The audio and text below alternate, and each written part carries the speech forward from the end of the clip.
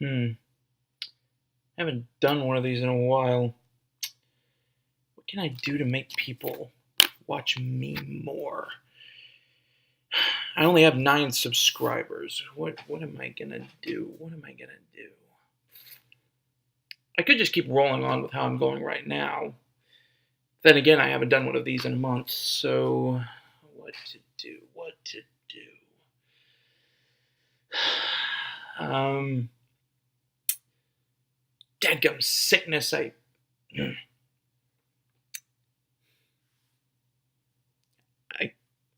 could go on a huge political rant about how much I don't like Trump.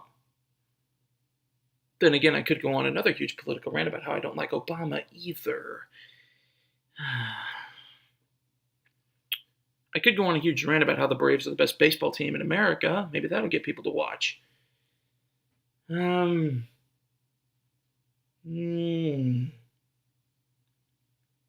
Or maybe I could just tick the metal community off and give a good, solid call out to an album by a group that many people wrote off as being a very bad album, but it was an album that I actually enjoyed. Madness by All That Remains. That would be that album. You know what? I think I'm going to go with that latter one. I think I'm going to give a call out in this review to Madness by All That Remains. That's what I'm going to do. Maybe that'll get people to notice me more. Because people seem to notice whenever somebody talks about something that they don't like in a positive tone. People don't like it when people disagree on things. It is the internet. Let's go.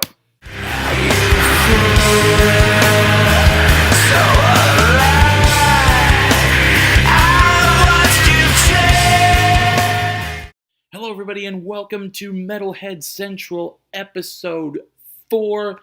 It's been a minute, a month-ish. Who's counting? It's been a while. Been sick.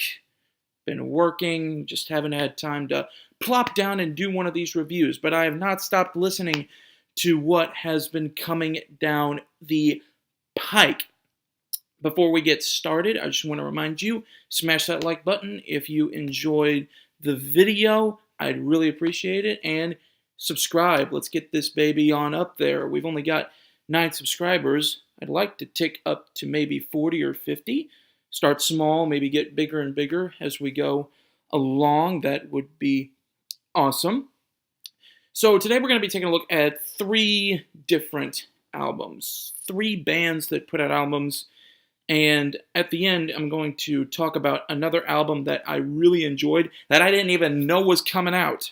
I completely dropped the ball. One of my favorite new artists released an album, and I guess it wasn't marketed enough or it wasn't thrown out there enough because I didn't know it until I went on Metal Injection and was flipping down through and there was like, hey, they released a new album, and it was really good. So I'm going to be talking about that just for a little bit at the end of the video. But first, we have business to attend to with these 3 albums. First, we're going to talk about Behemoth's I Loved You at Your Darkest. This was a fairly good album from a legendary group. Nergal and his minions have been consistently berating the death/black metal scene with huge albums throughout their career. However, their last album, The Satanist, was probably the biggest one they've ever released, and it showed in the excellent musicianship and production of the album. Typically, when you think of an album like this, you almost expect it to have inferior production and to have been recorded in somebody's basement somewhere, possibly in either Norway, Sweden, or Finland. But Behemoth said, forget that, and went all out with big production, big songwriting, and majestic elements all throughout The Satanist. Now, I Loved You at Your Darkest, however, it didn't have as much of that majestic atmosphere that I loved about the first album.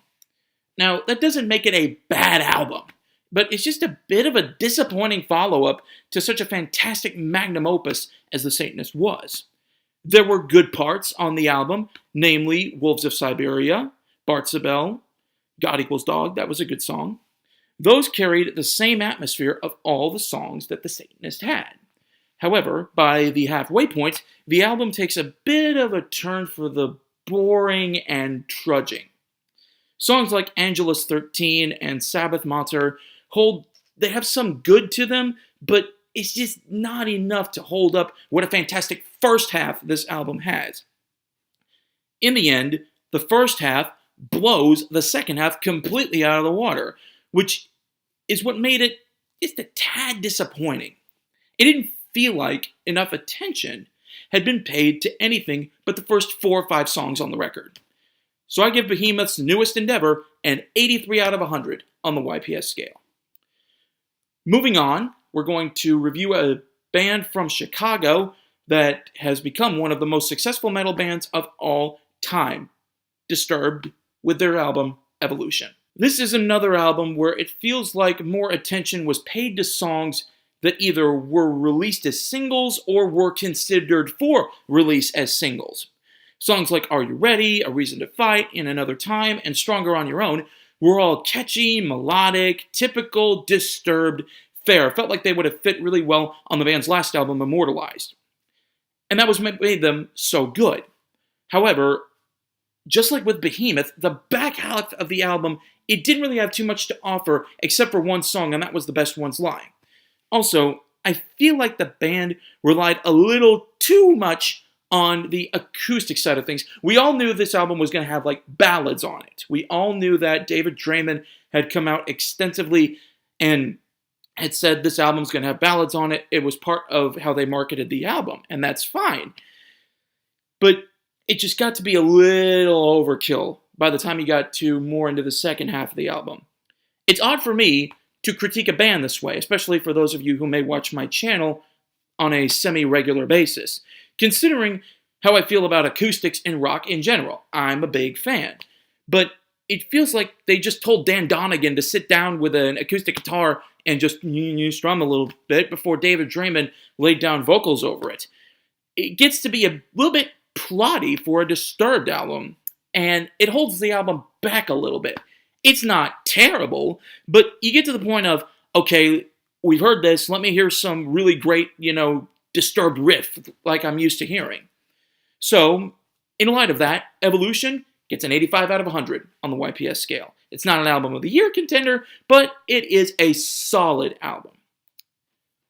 And finally today, we're going to be taking a look at a band that I love and a band that's been going through a lot emotionally here as of late. All That Remains with Victim of the New Disease. First of all, I want to say, rest in peace, Ollie. R.I.P. Ollie Herbert. We lost a man that I feel was never really given a boatload of credit from the metal community for just how excellent of a guitar player he was. If anybody could really emulate Dimebag Darrell, I would say Ollie Herbert would be one of them. He played the guitar sort of like Dimebag did. He had a lot of the same stage presence with the long hair, flipping it back and forth and stuff. I'll never forget, one year for the 4th of July, he posted a video of him playing the national anthem. And it was really amazing. Absolutely amazing. So, from me, my condolences to his family and his friends, because we truly lost a legend. And I feel that it is fitting that this album, his final work with All That Remains, was excellent and very well done. Now on to the review. I am in a minority of All That Remains fans because I loved the album Madness. I thought it was one of the best albums the band has ever done. It had a great flow to it, it had some nice dynamics, and it really worked from a musical standpoint. Now, could the lyrics to the title track and maybe some of the other lyrics on the album have had a little work done to them? Absolutely, sure, fine. But other than that, I thought it was a very good album. Victim of the New Disease takes some of what Madness had and throws in way more in the way of just pure shredding heaviness, which is what all the people want, a callback to the fall of ideals, or a callback to This Darkened Heart, a callback to the early days of the band. Now, when I first heard the first single, I got worried. I thought they were throwing away the dynamics and the amazing flow that made Madness just work in favor of just blind heaviness, just this heavy shredding for the sake of being heavy. But they didn't, and I'll get to that in a minute. Now, F-Love is a bad song. Let's just be clear. But it's the only bad song on the album. Let's also be clear about that. The rest of the songs, from Everything's Wrong to Misery and Me to the title track, are very well done. Also, Danny Worsnop of Asking Alexandria guests beautifully on the song Just Tell Me Something. Just a great song and probably my favorite off the album. Every song, except for the first one, is a wonderfully crafted piece of melodic metalcore goodness with this great acoustic track that's thrown in there for good measure. Yep, All That Remains have hit another home run with this one. Now, to some people, it may not be a 450-foot blast, but for me, a 375-foot solo shot still works. I give it a 95 out of 100 on the YPS scale. Alright, so those are 3 albums that have been released over the past month that I haven't been able to get to because, again, been sick, been working, all this stuff has happened, life has happened. And the band that I wanted to talk about that dropped an album that is one of my new favorites is Sylvain. And I really hope I did not just butcher that name. This is a young lady from France who has put out some beautiful atmospheric post-metal stuff. And it is beautiful beyond compare. I listened to it and I could just get lost in it. It's so well done.